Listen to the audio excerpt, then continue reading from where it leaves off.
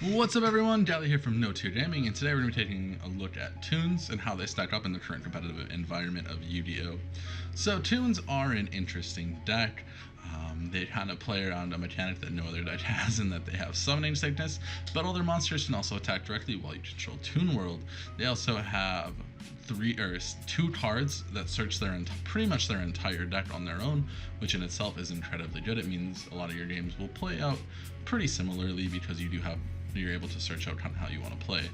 Now, they also have some really powerful cards in Toon Kingdom, making all your monsters untargetable and indestructible, and a card like Comet Hand that is incredibly strong at just being able to take your opponent's card, having a snatch steal on demand, and that's searchable is pretty great. However, there are some huge drawbacks to this deck that really kind of push it out of the competitive environment.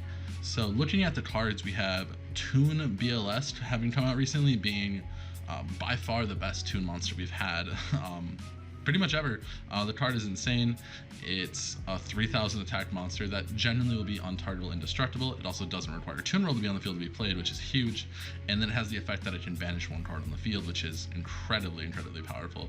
It allows you to kind of start picking apart your opponent's board, which is really strong. And then you also have the option to link it away, and it's got pretty easy summoning additions for a 3k beater. Now, the main drawback to it is that it does require you to send tribute 8 levels or more of Toon monsters, which there's only 2 other level 8 Toons, and they're really not that great. It also has a great special summon card in Toon Rollback, which is really strong right now, and then it has its own counter trap, and then Toon Briefcase, which is actually one of the best forms of unsummon removal in the game. Now, with all that being said, why is this deck just not very good? Well, I've been playing this deck for the past 3 weeks. I've entered in 3 tournaments. My records were not terrible for 2 of them, and I did really bad in 1 of them.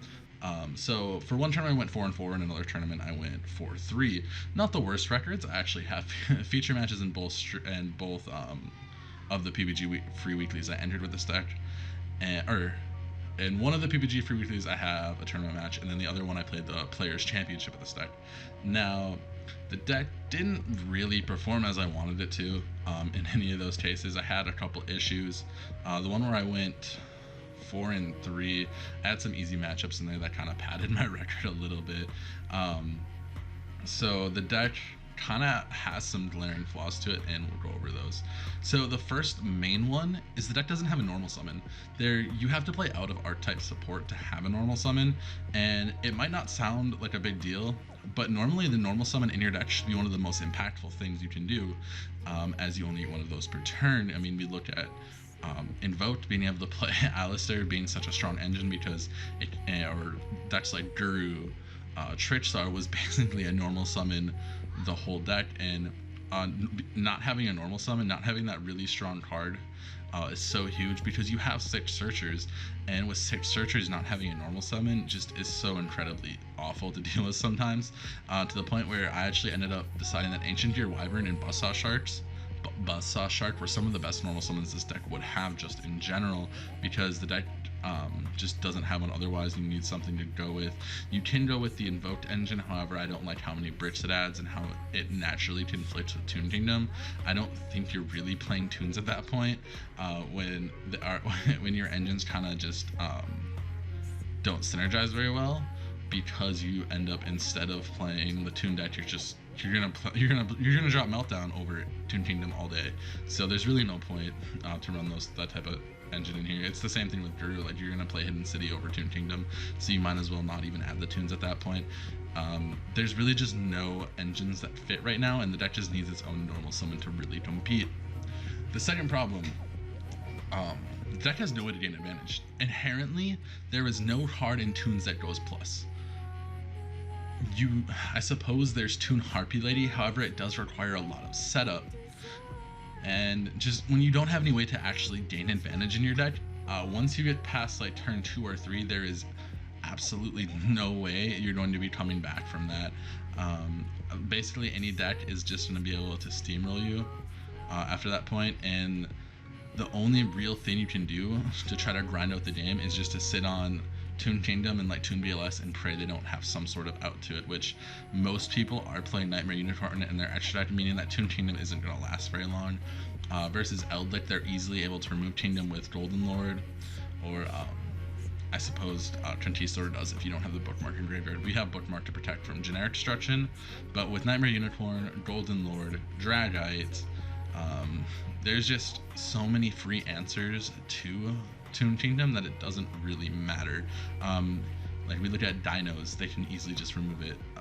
We looked at Access Code Talker, like you just Access Code Talker pop it. There's so many outs to Toon Kingdom, and just sticking a 3K beater that's untargetable, indestructible, but having the glaring flaw that for it to be untargetable and indestructible, you have to have Toon Kingdom on the board. It just doesn't end up being a very good way to pull off a grind game. Along with that, we also have the fact that you need Toon Kingdom on board for most of your cards to be really good, and that is inherently a neg1 because it doesn't do anything by itself. Any card that doesn't do anything by itself, or any field spell that doesn't and requires setup, usually isn't like amazing because you're obviously just inherently going neg1 to play it, and almost every card in your deck requiring Toon Kingdom is really bad because if you just don't draw it, you're gonna lose your match. So now you do have a 70% chance to open it with the 11 starters that I personally, or 11 copies of it I play, but I've had matches where I don't see it and the game can just be incredibly hard from there. Obviously that's not the normal, but it's also not good. And then you also have the obvious thing where if you draw multiple kingdoms, that extra kingdom isn't doing anything. So playing 11 copies can be hurtful at times when you have no way to gain advantage, meaning you have no way to like dig through your deck further for the cards you need. You're basically just you're playing a very consistent deck that falls apart very easily. And then we have to look at the kind of like last things that Toons are really bad at right now, and that's going first. They don't really inherently set up their own interactions. Now you do have the new Toon Terror, which is a pretty good card, being that it's a counter trap. However, it has two very big like drawbacks to it. One, you must control Toon Kingdom, and two, you must control a Toon monster. And just having a generic counter trap that only just that you have a judgment that's hard once per turn and has requirements before it can be used. This inherently just isn't as good as all the other cards that do the same thing. I mean, we look at Salamandre Great War. That card is recurable. You're able to use it almost every turn as long as you're able to put like at least one Salamandre monster on board and have Sanctuary, which is searchable. We look at Orchestrated Crescendo. That card is absurd. You can banish from graveyard to give you more resources, so you will have that follow-up for later on in the game, meaning, and it also is searchable. So just being searchable doesn't make a counter trap good, unfortunately. I mean, if it did, Magic Spectres would be tier 1. So that's a big flaw in the deck also, is that there's no really good interactions on your opponent's turn that this deck can put out by itself. Now, I was using Bahamut Shark and Totally Awesome to kind of fix that, but it came to the point where, like, even if you made Bahamut Shark Totally Awesome, like, that's one interaction. Even if you have the Toon Terror, that's a whole 2 interactions, and it's you're committing. You need Kingdom on board. You need to be able to make Bahamut Shark, which is usually, I mean, I played Buzzsaw Shark, so if I had Buzzsaw, it was just one. But a lot of the times it'd be like 2 mermaids or like an angler along with that, meaning it would take. So we'd have Kingdom, the one card for Bahamut Shark, our Toon Monster, and our Toon Terror. It took us 4 cards for us to be able to put out 2 interactions, and that's just not good enough. So immediately in my mind, I looked at that and I was just like, going first with this deck just will not work. There's not enough interactions, and going second's fine, but usually to go second effectively, you have to be able to kill your opponent, and this deck can rarely kill its opponent. You're usually going second and trying to like break their resources apart and hope they can't recover, which in some matchups just isn't possible. We look at a deck like Altergeist, where they're consistently going to be able to resolve Faker, Manifestation, Melusi, just all those cards resolving over and over again. They're definitely just going to out-resource you, and there's nothing you can really do about it other than try to stick Big Beater on board and pray for the best. So I think those are the biggest weaknesses in Toons, and I think the deck is a couple cards away from being good. I think if it got a normal summon and it got another card that acted as Toon World on the field, it would be pretty okay. But as it is right now, Toon World is really an awful card. You don't want to play that. And then Toon Table of Contents and Toon Bookmark are insane, but you need Toon Kingdom to really do anything, or you need Toon World Face Up to really do anything, and you only have Toon Kingdom, which is just a -1 inherently.